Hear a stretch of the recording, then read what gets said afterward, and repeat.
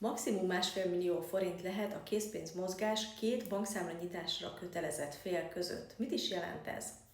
Hogyha te egy olyan vállalkozó vagy, aki bankszámlanyitásra kötelezett, és a partner, aki a vevőd vagy a szállítód, szintén egy olyan, aki bankszámlanyitásra kötelezett, akkor egymás között maximum 1,5 millió forintot fizethettek ki készpénzben egy hónapban.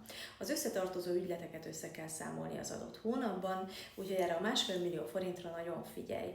Abban az esetben, hogyha ezt az összeget túllépitek, akkor amennyivel átléptétek a 1,5 milliót, annak a 20%-a adóbírság.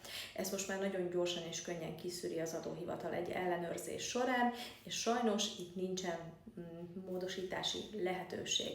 És van még egy szabály. Amennyiben a partnerrel kapcsolt vállalkozásban vagytok, akkor a 1,5 millió forint már csak 1 millió forint, és hogyha ezt átlépitek, akkor egy úgynevezett 40-es nyomtatványon szükséges jelezni az adóhivatalnak. De az, hogy jeleztétek, az nem mentesít a bírság alól, tehát bírság mindenképpen fog járni. Hogyha tetszett ez a tipp, akkor kövess be, vagy látogass el a honlapunkra www.optitax.hu. Sok hasonló és érdekes hírrel és nagyon jó adózási tippekkel jövök vissza. Kövess!